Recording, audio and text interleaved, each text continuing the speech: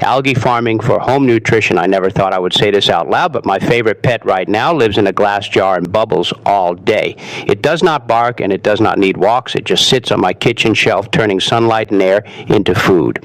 I am talking about algae, specifically Spirulina and Chlorella, that I grow at home for my family. When I first heard about people farming algae in their kitchens, I pictured a science fair project gone wrong. Something slimy and smelly that would take over the house. The reality has been nothing like that. It has been clean and quiet and surprisingly satisfying. After 2 years of keeping little green jars going, I feel like I owe it to anyone who is curious to share the whole story. No hype, no lab coat language, just what it is like to grow your own nutrition and eat it. How I stumbled into green water. My journey started with fatigue, the kind where you sleep 8 hours and still feel like you ran a marathon in your dreams. Blood work showed my iron was low and my protein intake was just okay.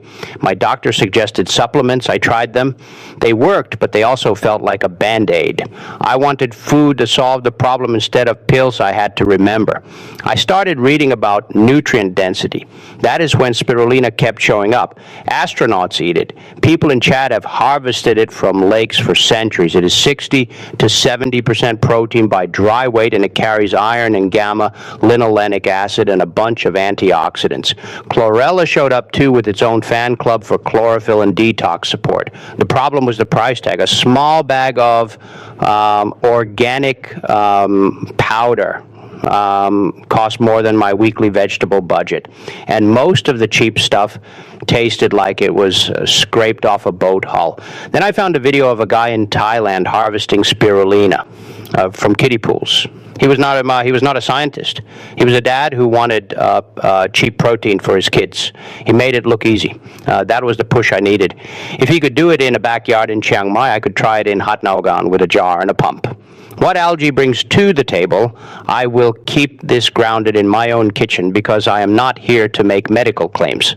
I track how I feel and I track what goes into my food. Fresh spirulina paste is my go-to when I need a boost. 1 heaping tablespoon feels like it gives me the same lift as a cup of dal, but without the cooking. The protein is complete, which matters because I do not always plan my meals perfectly. The iron is non-heme, but my body seems to absorb it well when I pair it with a squeeze of lemon in my smoothie.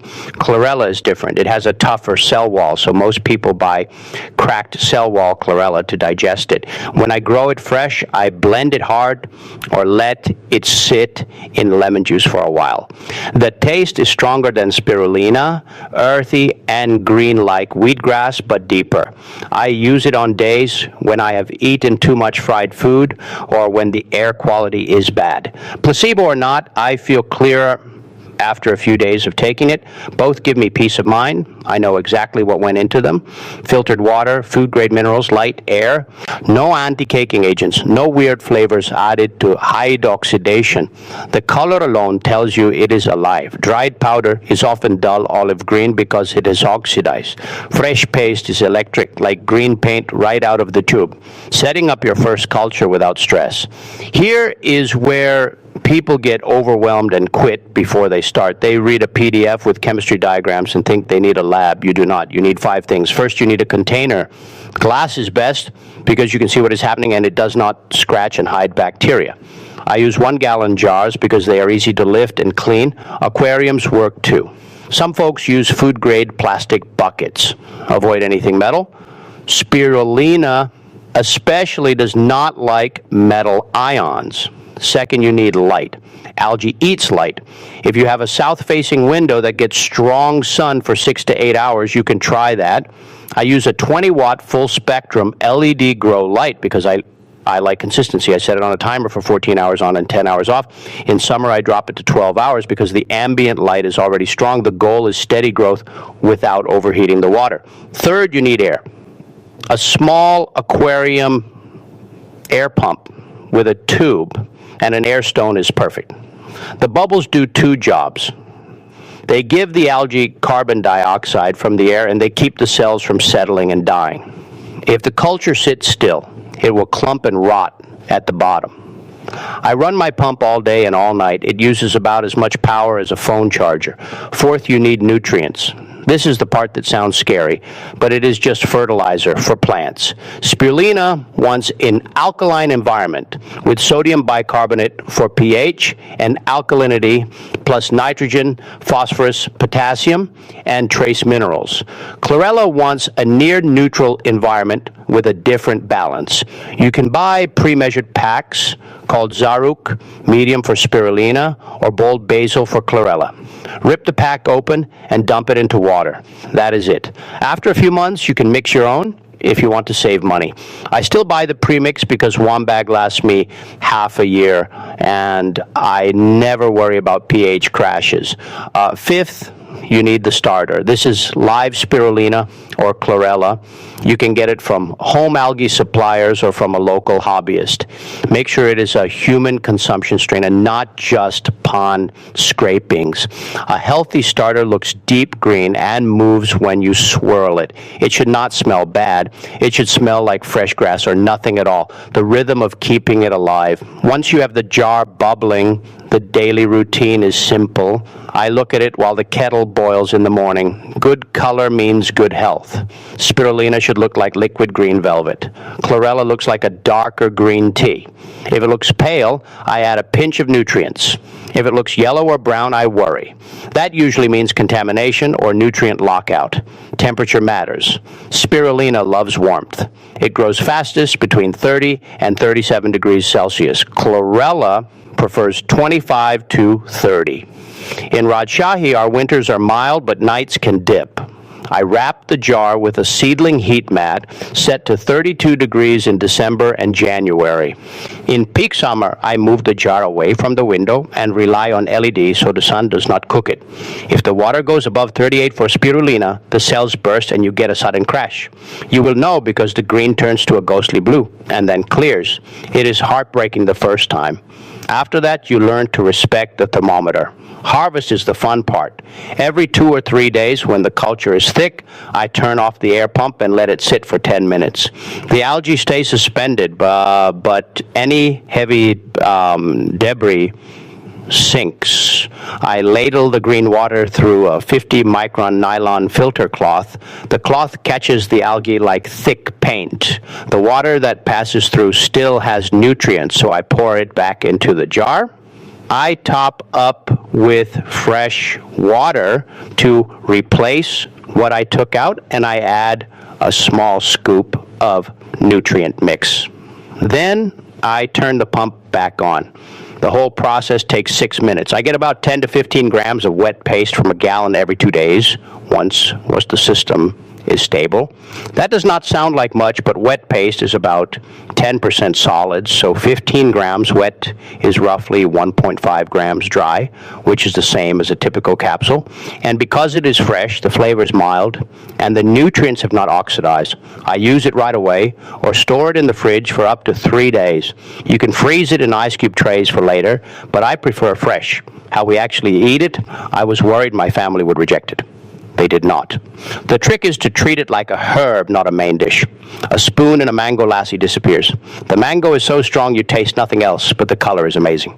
My daughter calls it dinosaur milk and asks for it after school. For breakfast, I blend spirulina into banana oat pancakes. The batter turns green, but the pancakes taste like banana. For lunch, I stir chlorella into a yogurt garlic sauce for wraps. It gives the sauce a savory depth that works with grilled chicken or chickpeas. For dinner, I have mixed spirulina into pasta dough and into rice when I make green fried rice. The heat does reduce some nutrients, but you still get the minerals and the protein. The only thing I do not do is cook it on high heat for long. I add it at the end or use it raw.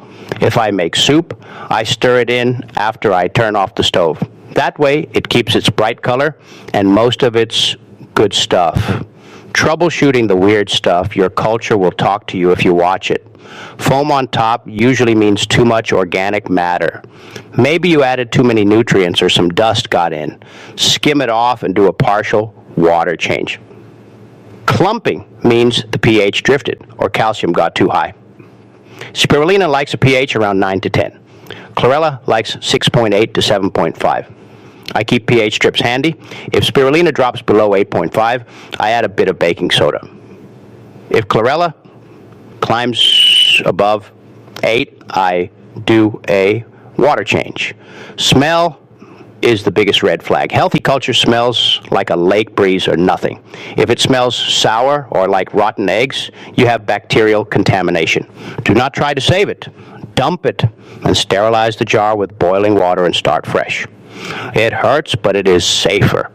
I have only had to do this 3 times in 2 years, and each time I knew exactly what I did wrong. Usually I got lazy and used a spoon that was not clean. Insects are another thing. Fruit flies love the nutrients. Keep a loose cloth cover over the jar secured with a rubber band. It lets air in but keeps bugs out. Costs and time for real people. Let me break down what I spent so you can decide if it fits your life.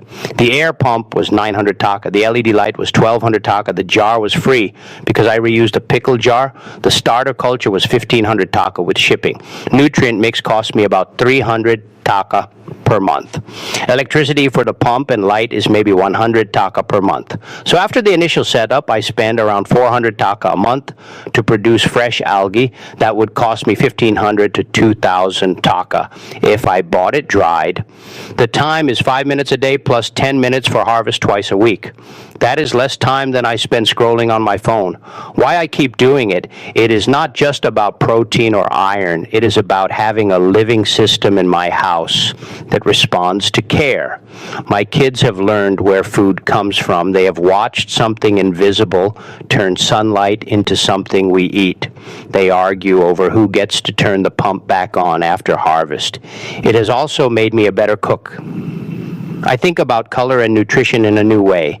I waste less because I'm in the habit of checking on my culture, and that mindfulness spills over to the fridge. And honestly, it is fun. There is a quiet thrill in pouring bright green water through a cloth and seeing the paste collect. It feels like magic, even though it is just biology. If you want to start this week, buy a jar, order a starter and a nutrient pack, get a cheap air pump, put it near a window. Start with spirulina because it is more forgiving. Do not overthink it. Your first batch might not be perfect. Mine was not, but the second batch was better and the third was great. You do not need to go full homestead. 1 jar on the counter is enough to supplement your diet and to learn. If you fall in love with it, you can scale up to a 10-gallon tank or a small outdoor pond. If you do not, you still learn something and you can compost the culture. I keep a notebook by my jar with dates and notes. Pale today, added pinch of mix. Hot day, move to shade. That notebook is worth more than any forum because it is specific to my home and my water and my light. One last thing. Growing algae will not solve every nutrition problem. It will not replace vegetables or fruit or joy, but it can add a layer of resilience to your kitchen. It is food security in a jar. When the market is closed or the prices spike, you still have something green and protein-rich growing on your shelf. If you try it and get stuck, send me a message. The algae community is small but generous. We all remember our first crash and our first good harvest. For now, my jar is bubbling behind me as I type. It is almost harvest time. I think tonight we will have dinosaur milk smoothies and green pasta. Not bad for something that started as pond scum.